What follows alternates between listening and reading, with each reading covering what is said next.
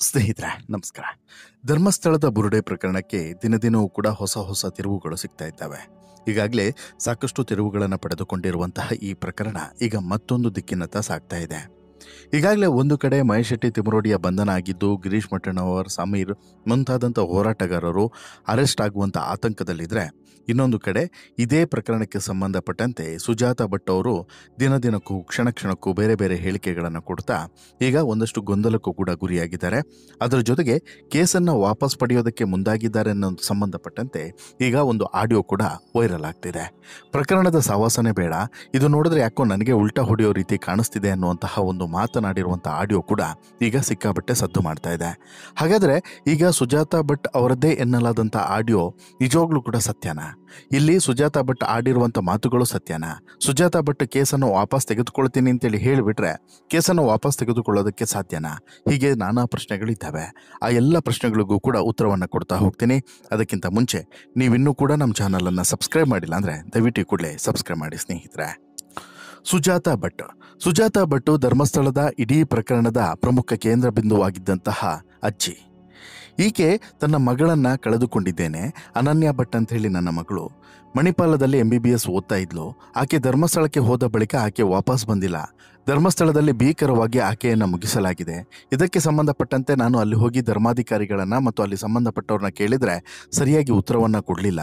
ಜೊತೆಗೆ ನನ್ನ ಮೇಲೆ ಹಲ್ಲೆ ಮಾಡಿದ್ರು ಅನ್ನುವಂತಹ ಸಾಕಷ್ಟು ಆರೋಪಗಳನ್ನು ಆಕೆ ಮಾಡಿದ್ಲು. SP ಭೇಟಿ ಮಾಡಿ ಸುದೀರ್ಘವಾದಂಥ ದೂರನೂ ಕೂಡ ಸಲ್ಲಿಸಿದ್ಲು. ಅದಾದ ಬಳಿಕ ಈ ಪ್ರಕರಣವನ್ನು ಯಾವಾಗ SITಗೆ ವಹಿಸಿದ್ರೋ ಅದರ ಜೊತೆಗೆ ತನಿಖೆಯು ಕೂಡ ಶುರು ಆಯಿತು.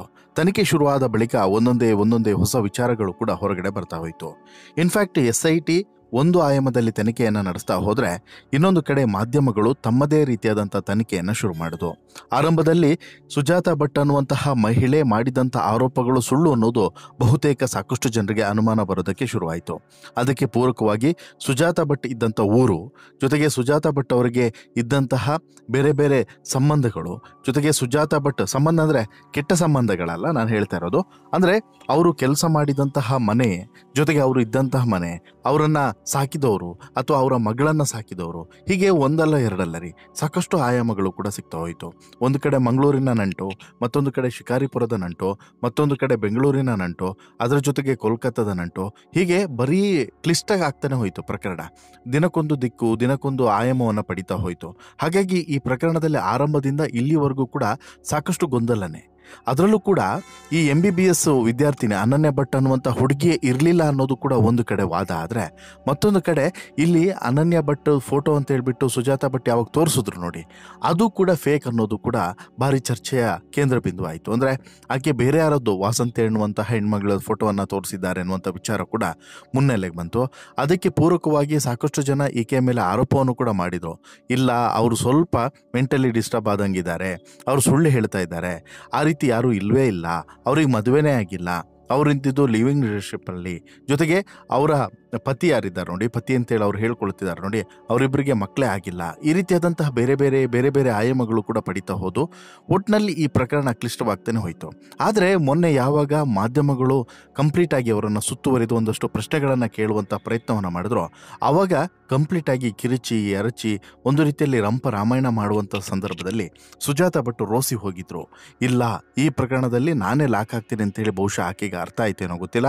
ಸೊ ದಟ್ ಅವತ್ತಿನಿಂದ ಗೊಂದಲ ಅವರಲ್ಲಿ ಹೆಚ್ಚಾಯಿತು. ಸ್ವಲ್ಪ ಕೂಗಾಡಿದ್ರು, ಕಿರಿಚಾಡಿದ್ರು, ಬಟ್ ಸ್ಪಷ್ಟವಾದಂಥ ಉತ್ತರ ಸಿಗಲಿಲ್ಲ. ಈಗ ಅಂತಿಮವಾಗಿ ಒಂದು ಆಡಿಯೋ ಕೂಡ ವೈರಲ್ ಆಗಿದೆ. ಈ ಆಡಿಯೋದಲ್ಲಿ ಸ್ಪಷ್ಟವಾಗಿ ಅವರು ಈ ಪ್ರಕರಣದಿಂದ ನಾನು ಹೊರಗಡೆ ಬರುವಂಥ ಆಲೋಚನೆಯಲ್ಲಿ ಇದ್ದೀನಿ ಅಂತೇಳಿ ಮಾತನಾಡಿದ್ದಾರೆ ಅನ್ನುವಂತಹ ಒಂದು ಆಡಿಯೋ.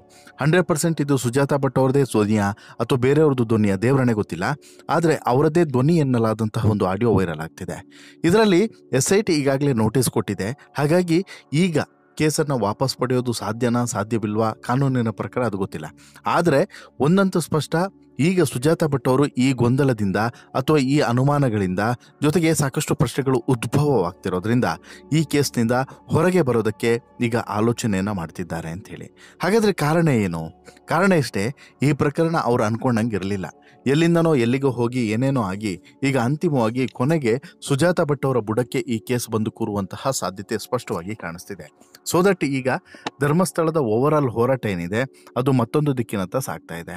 ಅದರಲ್ಲೂ ಕೂಡ ಯಾವ ಯಾವಾಗ ಮಹೇಶ್ ಶೆಟ್ಟಿ ತಿಮ್ಮರೋಡಿ ಅವರ ಬಂಧನ ಆಯಿತು, ನೆಕ್ಸ್ಟು ಗಿರೀಶ್ ಮಟ್ಟಣ್ಣನವರು ಕೂಡ ಅರೆಸ್ಟ್ ಆಗ್ತಾರೆ ಅನ್ನುವಂಥ ಮಾತುಗಳು ಕೂಡ ಕೇಳಿ ಬರ್ತಿದ್ದಾವೆ.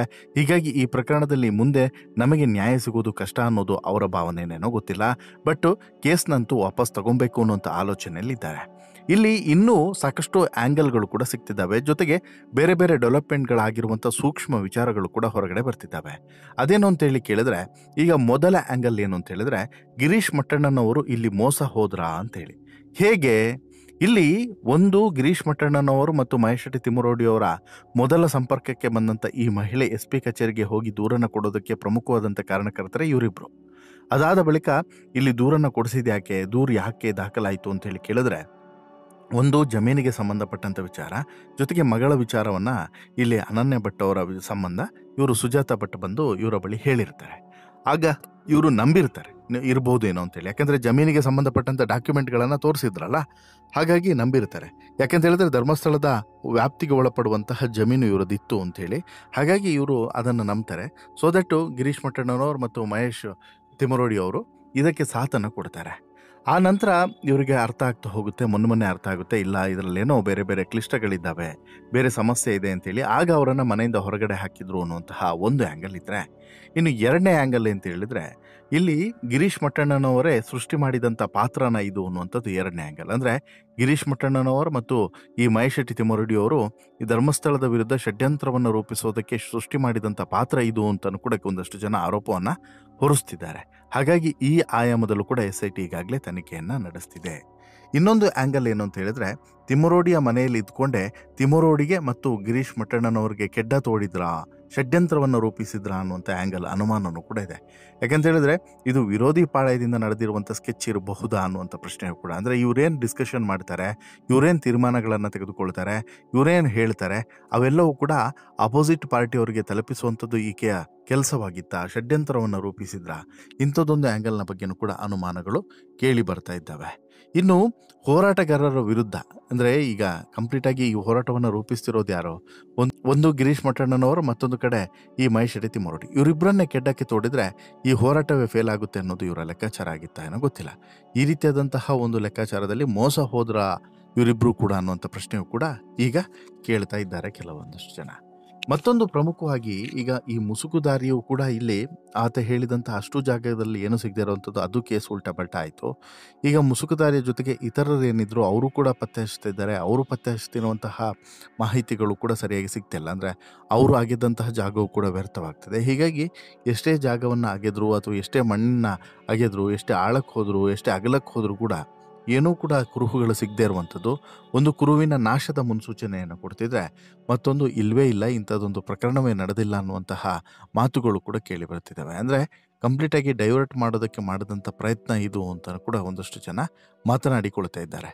ಹಾಗಾಗಿ ಇಲ್ಲಿ ಅನನ್ಯ ಭಟ್ ಅನ್ನುವಂಥದ್ದು ಕಾಲ್ಪನಿಕ ಕಥೆಯೇ ಆಗಿದ್ರೂ ಕೂಡ ಅನನ್ಯ ಭಟ್ಟನ್ನು ಹೊರತುಪಡಿಸಿ ಧರ್ಮಸ್ಥಳದಲ್ಲಿ ನಡೆದಿರಲಾದಂತಹ ಬೇರೆ ಬೇರೆ ಘಟನೆಗಳಿಗೆ ಮತ್ತು ಬೇರೆ ಬೇರೆ ಕೃತ್ಯಗಳಿಗೆ ನ್ಯಾಯ ಒದಗಿಸುವಂಥ ಕೆಲಸ ಆಗಬೇಕಾಗಿತ್ತು. ಅನ್ಫಾರ್ಚುನೇಟ್ಲಿ ಆ ಕೆಲಸ ಆಗಲಿಲ್ಲ. ಇನ್ನೊಂದು ಕಡೆ ಇಲ್ಲಿ ಹೋರಾಟಗಾರರನ್ನು ಹತ್ತಿಕ್ಕುವಂಥ ಕೆಲಸವೂ ಕೂಡ ತುಂಬ ಪ್ಲಾನ್ಡ್ ಆಗಿ ಆಗ್ತಿದೆ. ಸೊ ದಟ್ ಯಾವುದೇ ರೀತಿಯಾದಂತಹ ಬಾಲ ಬಿಚ್ಚುವಿಕೆ ಇಲ್ಲಿ ಅಸಾಧ್ಯ ಅನ್ನೋದು ಗೊತ್ತಾಗ್ತಿದೆ. ಇದರ ಜೊತೆಗೆ ಸುಜಾತ ಭಟ್ ಅವರ ಮೇಲಂತೂ ಅನುಮಾನದ ದೊಡ್ಡ ಕೋಟೆಯ ನಿರ್ಮಾಣ ಆಗಿದೆ. ಈ ಅನುಮಾನ ಹೋಗಬೇಕು ಅಂತ ಹೇಳಿದ್ರೆ ಕಂಪ್ಲೀಟ್ ಆದಂಥ SIT ತನಿಖೆ ಮುಡಿಬೇಕು. ಬಟ್ SIT ತನಿಖೆ ಮುಗಿಯುವವರೆಗೂ ಕೂಡ ಕಾಯ್ತಾ ಕೂರ್ತಾರ?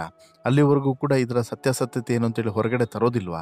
ಇಂಥದ್ದೊಂದಷ್ಟು ಪ್ರಶ್ನೆಗಳು ಮೂಡ್ತಿರೋದಂತೂ ಸಹಜ ಮತ್ತು ಸ್ವಾಭಾವಿಕ.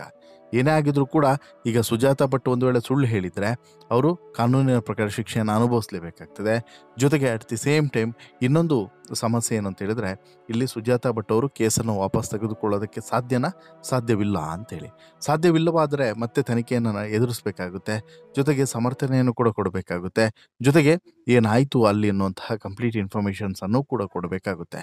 ಹಾಗಾಗಿ ತುಂಬ ಎಚ್ಚರಿಕೆಯಿಂದ ಪ್ರತಿಯೊಂದು ಹೆಜ್ಜೆಯನ್ನು ಕೂಡ ಇಡಬೇಕು ಅಂತ ಹೇಳಿ ಹೋರಾಟಗಾರರು ಈಗಾಗಲೇ ಮನವಿಯನ್ನು ಮಾಡ್ಕೊಂಡಿದ್ದಾರೆ. ಬಟ್ ಆದರೆ ಏನು ಮಾಡ್ತೀರಾ, ಸುಜಾತ ಭಟ್ ಮಾತ್ರ ಯಾಕೋ ಇಲ್ಲಿ ಲಾಕ್ ಆಗೋದು ಬಹುತೇಕ ಫಿಕ್ಸ್ ಅನ್ನೋ ರೀತಿಯೇ ಕಾಣಿಸ್ತಿದೆ. ನಿಮಗೆ ಅನಿಸುತ್ತೆ ಸ್ನೇಹಿತರೆ ಈ ಬೆಳವಣಿಗೆ ಬಗ್ಗೆ ನಿಮ್ಮ ಅಭಿಪ್ರಾಯ ಏನು? ದಯವಿಟ್ಟು ನಿಮ್ಮ ಅಭಿಪ್ರಾಯವನ್ನು ಕಮೆಂಟ್ ಮಾಡಿ ತಿಳಿಸಿ.